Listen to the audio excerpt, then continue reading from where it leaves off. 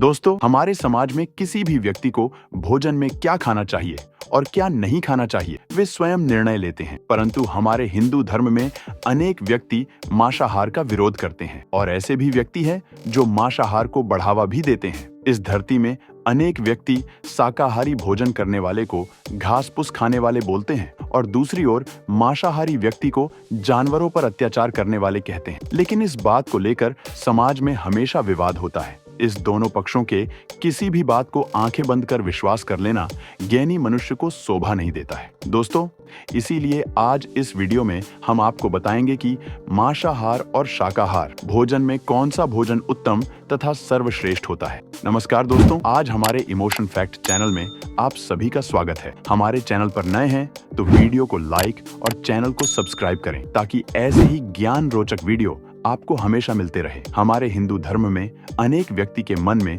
मांस खाना सही है या गलत, इसका मुख्य कारण वेदों के प्रति भ्रम है। दोस्तों, वेद और पुराण हिंदू धर्म का मुख्य ग्रंथ। वेदों में पशु हत्या पाप माना गया है और मांस खाना स्पष्ट रूप से मना किया गया है। यजुर्वेद में कहा गया है कि हमारे ईश्वर के सभी रचना का अपने आत्मा के समान भाव से देखना चाहिए और सभी जीवों में ईश्वर रूप का दर्शन करना चाहिए। मनुष्य जैसे अपना हित चाहता है वैसे ही सभी जीवों का हित चाहना चाहिए। अथर्ववेद में कहा गया है सभी मनुष्य को चावल, दाल, रोटी आदि खाद्य पदार्थ भोजन के रूप में ग्रहण करना चाहिए। यही भोजन सभी मनुष्य के लिए उत्तम और रमणीय होता है और सभी मनुष्य को किसी भी मनुष्य से भेदभाव, हिंसा नहीं करना चाहिए। दूसरी ओर वही ऋग्वेद में बताया गया है कि गाय को हिंदू धर्म शास्त्र में मां के समान दर्जा दिया जाता है। सभी मनुष्य को गाय की रक्षा करनी चाहिए जिससे समाज में पवित्रता बनी रहे और सभी मनुष्य को चार पैर वाले सभी पशुओं का रक्षा करनी चाहिए। दोस्तों, द्वापर युग में भगवान श्री कृष्ण ने गीता के माध्यम से सभी मानव जाति को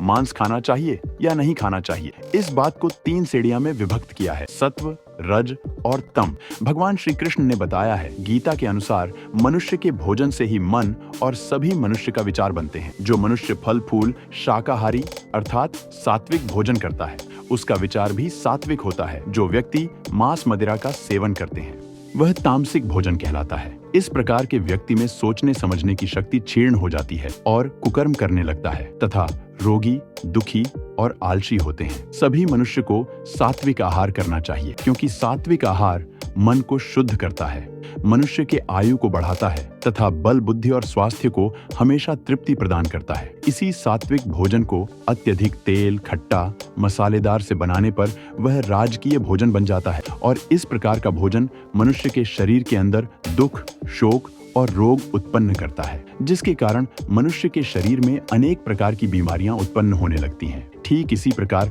गरुड़ पुराण में भी एक कथा प्रचलित है जिसमें श्री कृष्ण बचपन में यमुना किनारे एक पेड़ के नीचे बैठकर मधुर स्वर में बांसुरी बजा रहे थे। तभी तेजी से भागते भागते एक हिरण भगवान श्री कृष्ण के पास आया और भगवान के पीछे जाकर छुप गया। वह हिरण शिकारी के डर से बहुत भयभीत था।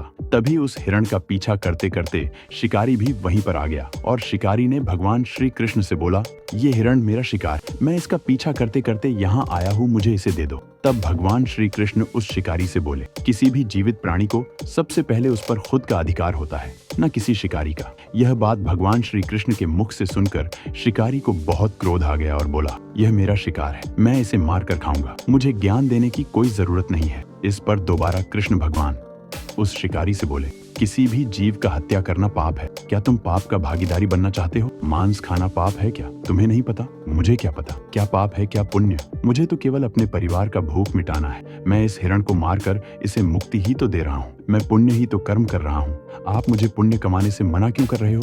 मैंने सुना है अनेक शास्त्रों में पशु शिकार को उचित माना गया, फिर राजा भी तो अपने जीवन में अनेक शिकार करते हैं, तो क्या यह पाप केवल मेरे जैसे निर्धन व्यक्ति को ही लगेगा, राजा जैसे धनवान व्यक्ति को नहीं लगेगा? ऐसे अनेक उदाहरण देते हुए शिकारी भगवान श्री कृष्ण से पुनः पूछते हैं कि अब आप ही बताइए कि मांस खाना पाप है या पुण्य?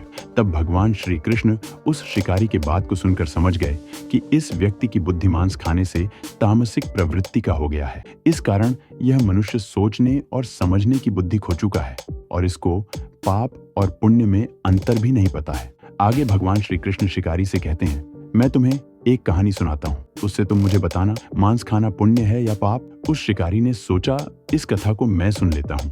इससे थोड़ा मन को शांति भी मिलेगा और हिरण के मांस खाने को भी मिलेगा। भगवान श्री कृष्ण कथा सुनाते हुए कहते हैं, एक बार एक राज्य में अकाल के कारण अन्न का उत्पादन बहुत ही कम हो गया। उस राज्य के राजा चिंता में पड़ गए और सोचने लगा कि यदि इस समस्या का समाधान तत्काल नहीं किया गया तो राज्य का संरक्षित धन भी समाप्त हो जाएगा। इसके बाद स्थिति और भी गंभीर हो जाए। इस समस्या का समाधान करने के लिए उस राजा ने तुरंत ही राज्यसभा में सभी मंत्री और सलाहकारों को बुलाया और सभी से राज्य में इस अकाल के समस्या का समाधान पूछा। और राजा ने बोला, इस खाद्य समस्या के समाधान के लिए सबसे सस्ती वस्तु क्या है?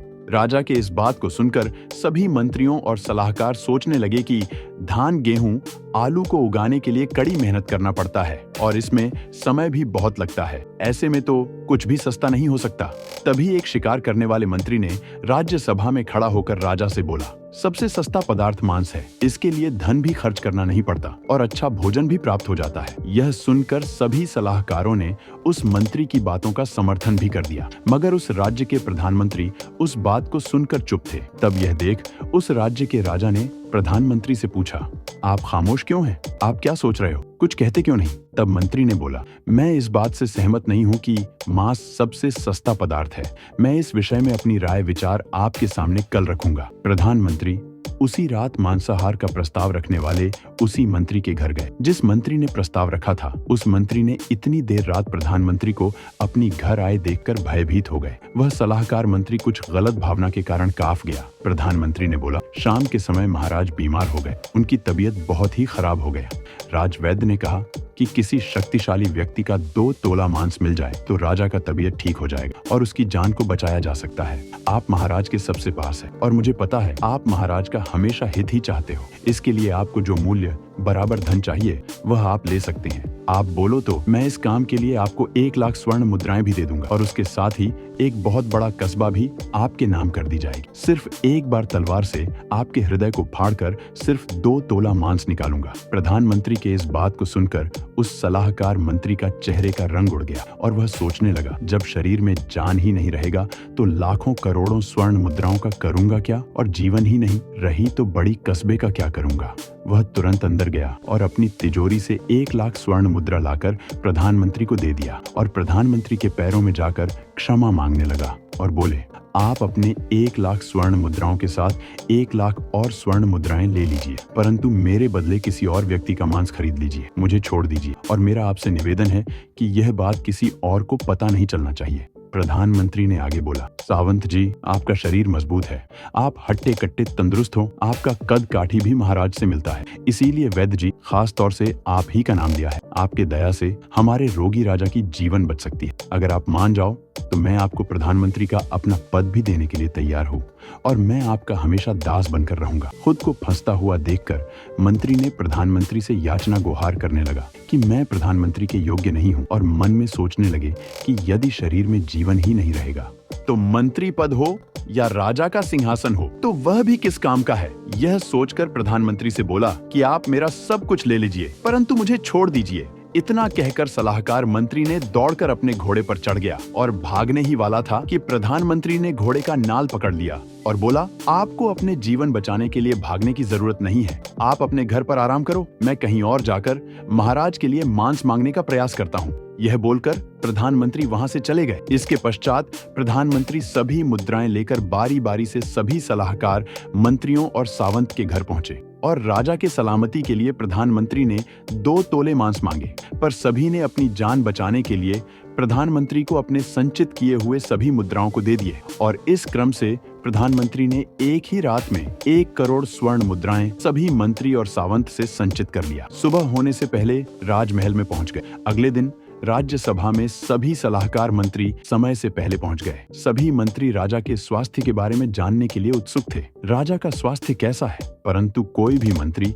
किसी को भी रात में सबके साथ घटित हुआ उसको किसी को नहीं बता रहे थे। थोड़ा समय के बाद राजा आए और अपने सिंहासन पर बैठ गए। सभी सलाहकार मंत्री ने देखा कि राजा पूरी तरह से स्वस्थ है, उसे किसी प्रकार का कोई रोग नहीं है। राजा का तबीयत बिल्कुल ठीक था, कुछ हुआ ही नहीं था। प्रधानमंत्री ने हमें झूठ बोला। हर मंत्रीगण अपने मन में यही बात सोच रहे थे। तभी प्रधानमंत्री ने भरी दरबार में सबके सामने 1 करोड़ स्वर्ण मुद्राएं रख दी। राजा ने अपने मंत्री से पूछा, ये स्वर्ण मुद्राएं किसके हैं और यहाँ किसने लाया? तब प्रधानमंत्री बोले, हे महाराज, 2 तोले मांस के लिए 1 करोड़ स्वर्ण मुद्राएं की धनराशि संचित की है, परंतु 2 तोला मांस नहीं मिला। सभी मंत्रियों ने अपनी जान बचाने के लिए यह धनराशि मुझे दी है। अब आप ही निर्णय कीजिए कि मांस सस्ता है या महंगा। राजा को प्रधानमंत्री का बात समझ में आ गया और अपनी प्रजा को अत्यधिक श्रम करने का निवेदन किया और अपने राजकीय भंडार में से अनाज निकालकर अपनी प्रजा को दिया। राजा ने तत्काल ही पौष्टिक खेती करने का आदेश सुनाया और सिंचाई की साधन को भी ठीक करवाया गया। जो सलाहकार मंत्रियों के द्वारा 1 करोड़ स्वर्ण मुद्रा मिला था, उसको इसी कार्य के लिए खर्च किया गया। खाद्य पदार्थ इतनी तेजी से उगी जिससे सभी प्रजा का कल्याण हो गया। आप सभी प्रजा को अपने श्रम के प्रति सफलता भी प्राप्त हुआ। कुछ दिनों बाद समय अनुकूल हुआ और खेत में गेहूं अनाज लहलहाने लगे और इस तरह राज्य का अकाल खाद्य समस्या दूर हुआ। स्वयं ईश्वर से ज्ञान पाकर शिकारी को ज्ञान की प्राप्ति हुई और शिकारी जान गया कि कोई भी महान व्यक्ति जीवन लेने से नहीं बनता, जीवन बचाने से बनता है। शिकारी ने ईश्वर को प्रणाम किया और वहां से चला गया। दोस्तों, श्री कृष्ण भगवान कथा के माध्यम से सभी मनुष्य को समझाना चाहते थे कि जिस तरह सभी मनुष्य को अपना जीवन प्रिय होता है, उसी तरह सभी पशुओं को भी अपनी जीवन प्रिय होती है। दोस्तों, शाकाहार हमारे शरीर में रोग प्रतिरोधी क्षमता को बढ़ाने के काम करता है। शाकाहार भोजन करने से हमारी आयु बढ़ती है। तो दोस्तों, आपको वीडियो कैसी लगी? अपनी राय कमेंट में जरूर बताएं और वीडियो पर नए हो तो वीडियो को लाइक और चैनल को सब्सक्राइब करें। कमेंट में जय श्री कृष्ण जरूर लिखें।